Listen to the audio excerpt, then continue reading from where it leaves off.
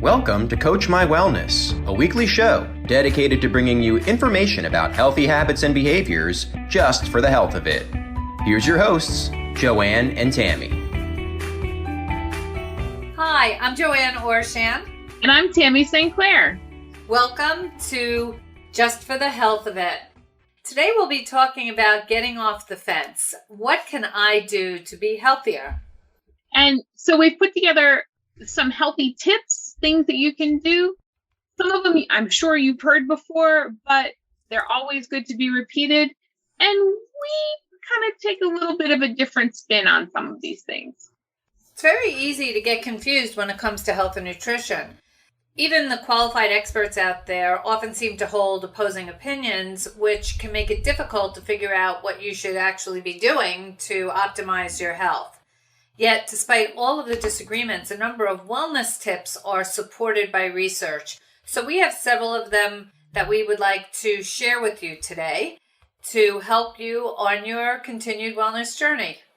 So the first one being limit those sugary drinks. Drinking our calories, we often wonder, why am I gaining weight? Why am I gaining weight? I'm not doing anything different.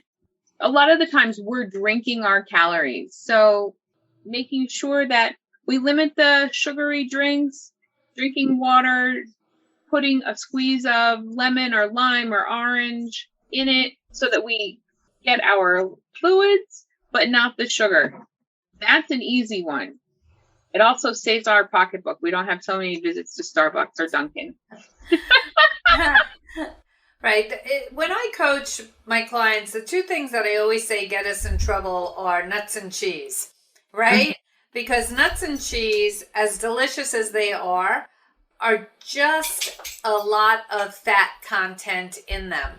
And the reason is that, do you realize that a serving of nuts is usually around 14 nuts? I don't know about you, but I can just take that jar and pour a whole handful into my hand, which is probably about 3 or 4 servings, and just shove them in, right? Right. You know, and there are some people that do avoid nuts because they are high in fat. However, nuts and seeds are incredibly nutritious. They're packed with protein, fiber, and a variety of vitamins and minerals. And they may help you to lose weight and reduce the risk of developing type 2 diabetes and heart disease. However, you just need to realize what a serving actually is so that we don't really overdo it. There was one observational study that noted that a low intake of nuts and seeds was potentially linked to an increased risk of death from heart disease, stroke, or type 2 diabetes. And that's kind of scary to think that we could improve our health profile just by having a serving every day. But that means at the palm of our hand, Joanne, is not our measuring spoon.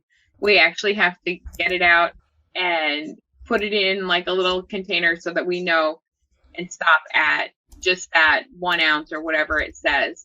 Another thing we can do is avoiding things that I call food-like substances, those ultra-processed foods. If it comes in a package, if you could leave it out on the counter and a month later come back to it and it would look exactly the same as the day you took it out of the package, yeah, it should not be going into our bodies.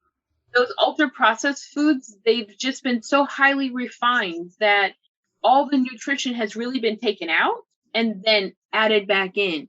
You know, when you flip it over, you'll see, oh, this vitamin's been added or that's been added. There's also usually a lot of salt and oil put back in it or artificial sweeteners. So those are the things to eat. And you may think, well, I don't eat those food-like substances. Really? Do you eat snack cakes? Do you have those frozen dinners that are so convenient when we get home from work? How about canned goods? Yeah. Fresh is best. And when we can't do fresh, do frozen. Everybody thinks, oh, frozen is not so great. Frozen is the second best form because they're flash frozen right at the peak of ripeness. So all the nutrients are kept in. And while the ultra processed foods they taste really good, man. They really do. But that's why we overeat them. That's why we gain so much weight. They add to our risk of obesity and type 2 diabetes and heart disease and other chronic conditions. And they take up all the space that we should have for real food, for quality food. Have you ever heard of Mr. Bliss? I have not. Okay, so what a bliss point in food is a measurement of satiation in sugar in particular foods. So, for example, food manufacturing company might take a particular food that they are going to be displaying, and they'll have the whole testing cycle. And what they do in the testing cycle is adding more and more sugar till people get to that bliss point of where it's perfect. So think about this. If you were to drink a cup of coffee, let's just say you're somebody who likes milk and sugar in your coffee, for example. If I was to give you a cup of coffee, of all black coffee, you would probably say, ugh, it doesn't taste so good. Or if I was to take that cup of coffee and put in a quarter cup of sugar and full of milk, it would be also, ugh. So when it gets to that point where it's the perfect amount of cream and sweetener, you're just like, this is really good. That's my morning cup, man. That's it. That's my cup of Joe, right? Right. It's like, but that's what food companies do, is they monitor, measure, adjust, and control the amount of sugar that goes into a particular food so that people love it, because what it does is it keeps them addicted to a food and keep coming back and back for more. Mm-hmm. So these are some things that we've learned through the years in our, training, which I just thought is really interesting. So yes, Mr. Bliss is a real valid term out there.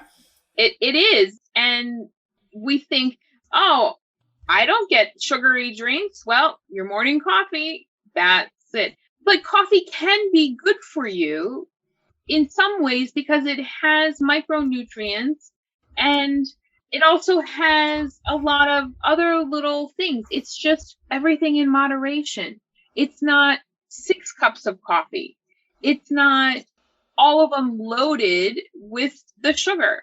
That's for sure.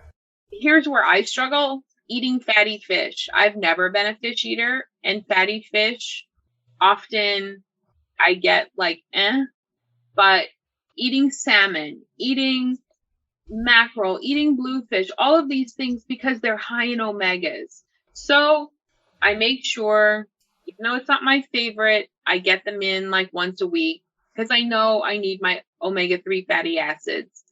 They help with so many anti-inflammatory properties, and people who eat fish regularly lower their risk for heart disease, dementia, and inflammatory bowel disease. Right. One of the biggies that I talk about a lot is sleep and getting enough sleep, and not only getting sleep, quality of sleep. And it's not just the question as, well, what time do you go to sleep? It's what time do you get in bed? And then what time do you go to sleep? Because so many of us have blue light devices on, we have the TV on, and it just really affects the quality of sleep that you have. And the importance of getting enough quality sleep truly cannot be overstated. Poor sleep can drive insulin resistance, which can disrupt your appetite hormones and also reduce your physical and mental performance. Anybody getting up at 2 a.m. or still up at 2 a.m. and, I just have to have a little snack. Yeah, that's that interruption there with the appetite hormones. Right. And poor sleep is one of the strongest individual risk factors for weight gain and obesity. People who don't get enough sleep tend to make food choices that are higher in fat, sugar, and calories, potentially leading to unwanted weight gain. I got to stay awake somehow. Well, one of the other things that I talk about is the amount of water that's consumed during the day. A lot of people save all of their water for late at night, and what happens is you're waking up in the middle of the night to go to the bathroom 2 or 3 times, and that sleep disruption is also an issue. So that's just another little coaching tip to try and get your water content in. I would say to finish by dinner time, right? To do it earlier. And then we keep hearing people say, oh, I've started to take a probiotic. And we're like, what the heck is that? What is that about? Well, probiotics are the microbiota that live in your gut. And when we're born, we don't have any. But by the time we're about 4 or 5, all of the little microbes that live in our small intestines is about 5 pounds. We've added to that. And it's important, just like we need to feed our body, we need to feed our gut bacteria good things. So nutrient rich, fibrous, taking fibrous foods like apples and bananas and sauerkraut and kimchi, if you like kimchi, yogurt, any of those fermented things. So if you like fermented, that's the key. And they have live active cultures that will feed our gut in a good way. And as it's getting warmer out now in most of this country, it's so important to stay hydrated. Hydration is such an important and often overlooked marker of health. Our organs need water to function optimally, and a lot of systems within our body just work so much better when we have the lubrication of water. Staying hydrated helps to ensure that your body is functioning optimally and that your blood volume is sufficient. And drinking water is truly the best way to stay hydrated, as it's free of calories, sugars, and additives. And although there's no set amount that everyone needs per day, aim to drink enough so that your thirst is adequately quenched. So there have been some talk about that the recommended amount would be whatever your body weight is. Half of that weight in ounces is the appropriate amount of water to ingest in a particular day. Mm-hmm. So get a really great water bottle out there. There are many of them. Keep yourself hydrated, and you'll see so much of a difference in your satiety, and your skin looks better, your hair looks better. Everything just nourishes it. So feed your body well. Right. And a lot of times when we're dehydrated, we don't have energy. We're actually start to drag and not feel like we have any motivation. But we also tend to feed ourselves when we really need to drink ourselves. And so we have sort of confused the sensation of thirst with hunger. Especially as Americans, our mouth tells us we want something, and we automatically go to put food in it or candy or something like that because I'm dragging, right? I'm dragging. So therefore I must need something. And my mouth is telling me.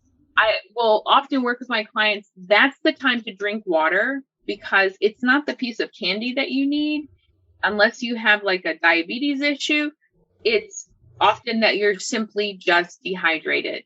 And now summer's coming up and we've got plenty of barbecues happening.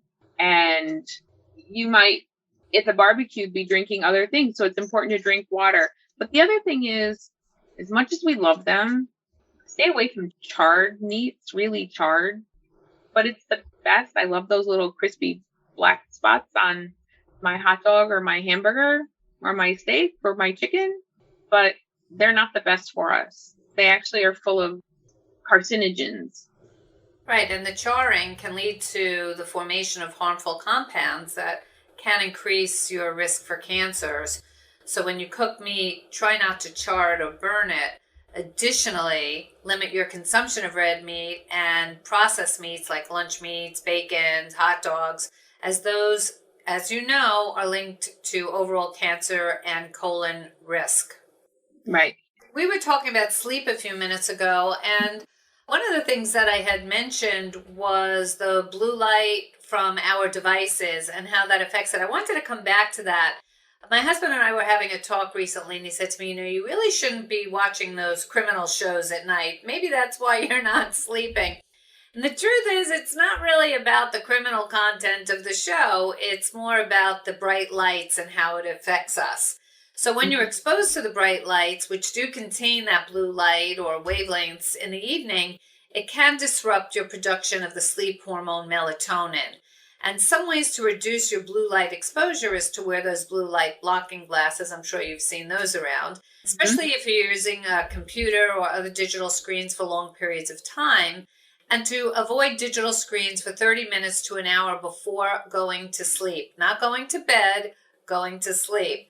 And that can better help your body to produce melatonin naturally as the evening progresses, which will in effect help you to sleep better.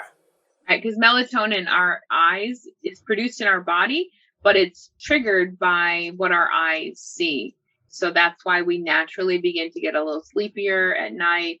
And people who work the overnight shift, they struggle with sleep the most because their body naturally tells them it's time to sleep, but they also, which that then leads to struggling with their weight because they eat in order to stay awake to do their job.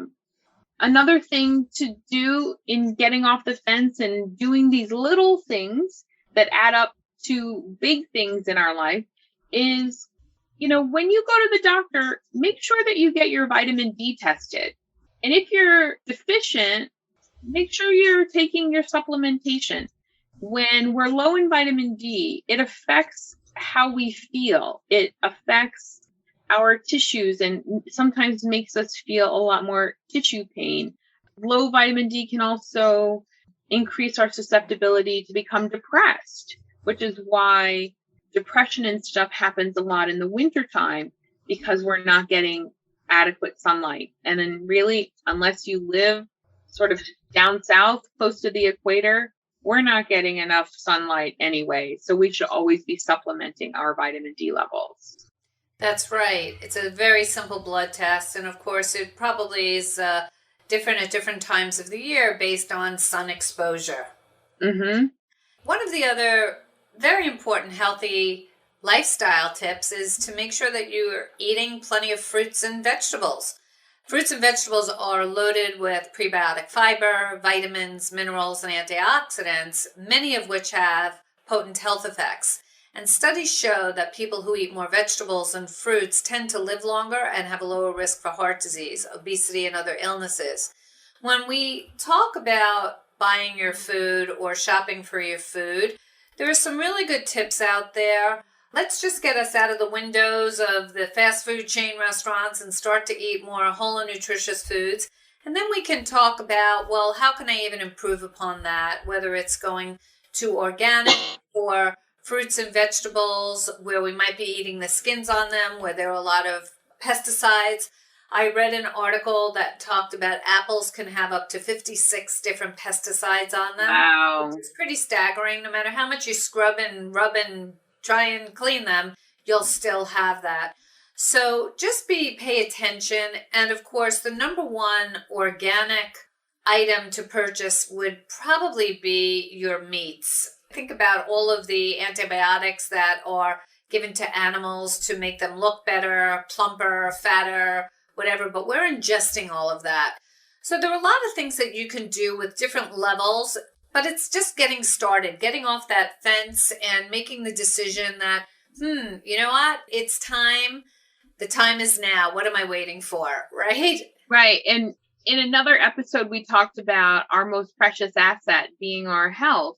And it's really, these are the little things that we can do every day in order to maintain or regain our health, making sure we get enough protein in our diet so that our body is able to maintain our muscle mass, so that our metabolism stays high, so that we can get out and get moving, doing some kind of aerobic exercise or cardio.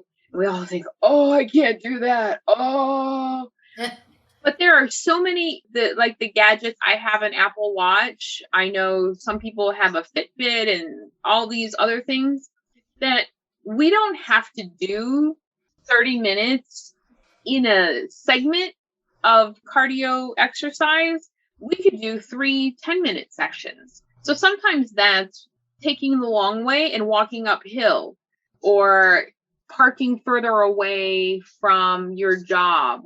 If you're in a city where there's public transportation, getting off at the stop before, or walking to a stop that's further away from where you normally get on. just adding those little bits of physical activity adds up over time to a big advantage for you. There are a lot of people that do live in city environments instead of the more suburban areas. And as you're talking about that and walking a lot in the city, I'm thinking about all of the pollution and the effects that it can have on our health. And of course, smoking or using drugs or even an abundance of alcohol can be harmful. They can all have seriously negative effects on your health. If you do any of those actions, perhaps you can consider cutting back or quitting to help reduce your risk of chronic disease. Again, everything is consistently consistent in moderation to live a balanced life.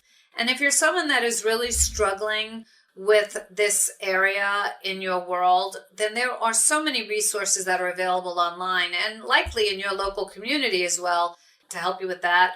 And talking with your health professional can also be a good way to learn more about accessing the resources that you have at your fingertips. Right.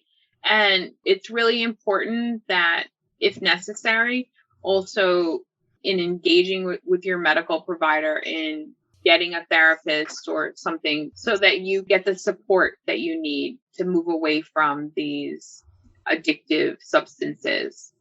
Right. And fat is another big one. This is interesting. When I talk with my clients, I talk about olive oil very specifically as a healthy fat.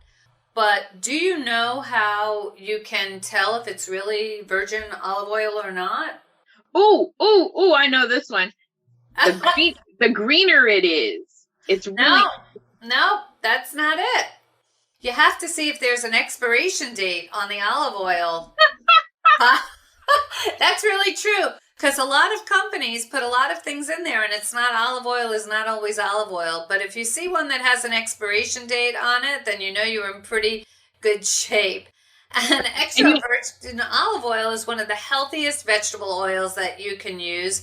It's loaded with heart healthy, monounsaturated fats and powerful antioxidants that have a lot of anti-inflammatory properties. So extra virgin olive oil can also help to benefit you in your quest for improved heart health, as people who consume it have a lower risk for dying from heart attacks and strokes, according to some of the evidence that I've read out there. And here's the key about olive oil. It's not just any olive oil. It's making sure you get the first press and the extra virgin olive oil, because that's the best. It is going to come out green when you pour it. You're going to like, oh, what's wrong with this oil? It's green.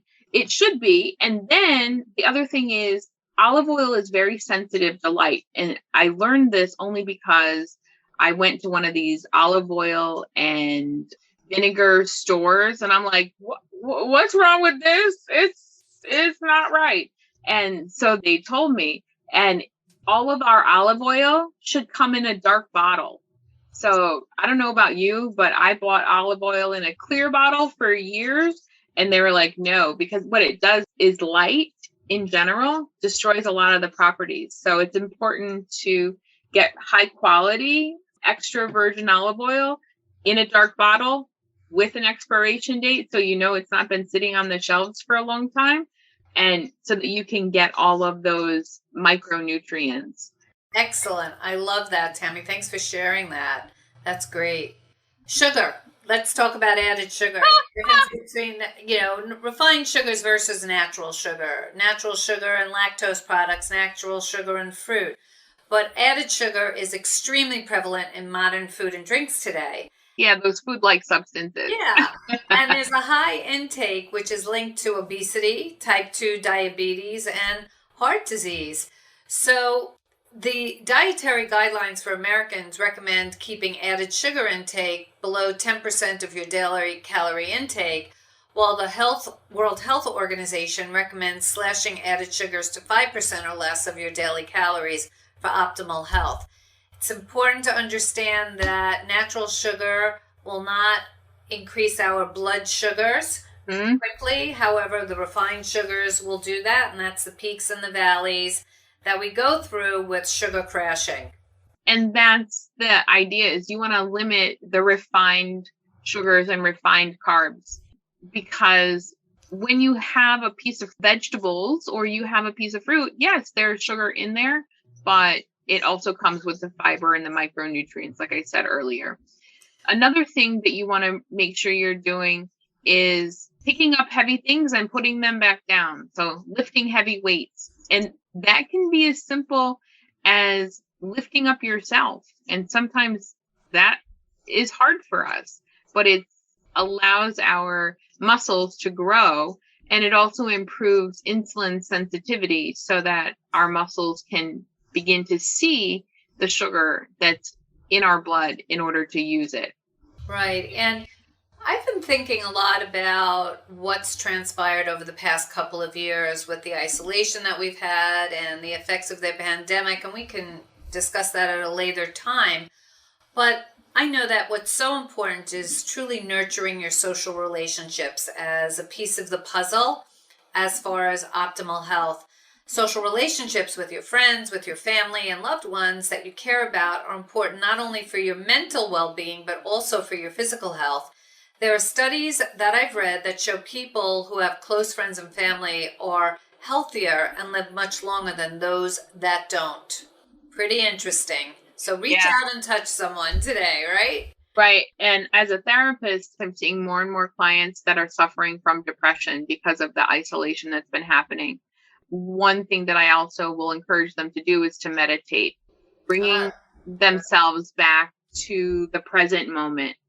So many people are grieving in so many ways for so many different things, whether it's people that they lost, it's jobs that went away, it's just all of the changes. So meditating is just about bringing yourself back, breathing, and being in the moments, having some mindfulness, being there, not thinking about all these things, because you can't pull tomorrow's worries into today. That's what anxiety is. You're pulling tomorrow's worries into today. And if we just stay in today, it's a good way in meditating, developing a mindfulness practice, and breathing, just giving your body the oxygen that it needs. And you'll find that when you do particular breathing exercises, you will breathe out some of that stress and anxiety. As we're trying to pull together this balanced lifestyle, I would strongly suggest keeping away and avoiding restrictive diets, because diets are generally ineffective and really work well long term. In fact, past dieting is one of the strongest predictors for future weight gain. And that's particularly because overly restrictive diets can lower your metabolic rate or the amount of calories that you burn, making it more difficult to lose weight. So weight loss should follow you as a transition to whole nutritious foods, which are naturally more filling while containing few calories and getting away from the processed foods. The bottom line is this: a few simple steps can go a long way toward improving your eating patterns and wellness. And if you're trying to live a healthier life, don't just focus on the foods that you eat. Remember, exercise, sleep, social relationships are crucial and a part of the process. And with a lot of the information that we've talked about today, it's easy to introduce some small changes that can have a very big impact on your overall health. Thank you so much for spending time with us today as we were talking about getting off the fence, and we hope that we gave you some really great tips. We invite you to follow us on Instagram at CoachMyWellness_CMW and on Facebook at Coach My Wellness. And don't forget to visit our website at CoachMyWellness.com to sign up for our newsletter. Every Thursday evening at 8 o'clock Eastern Standard Time on Instagram, we will have our Instagram live discussions, and we'd love nothing more than for you to join us there. It's your chance to interact with us, have a chance to have us answer questions in the moment. So don't forget, we'll see you next week on 360 Talk Radio for Women, 7 a.m. Pacific Standard Time, 10 a.m. Eastern Standard Time. We hope that you have a fantastic week out there. This is Joanne and Tammy, just for the health of it. See you then. Bye. You've been listening to Coach My Wellness. For more information about healthy habits and behaviors, visit our website at coachmywellness.com and follow us on Instagram at coachmywellness_CMW for weekly live streams Thursday nights at 8 p.m. Eastern. We hope to see you there.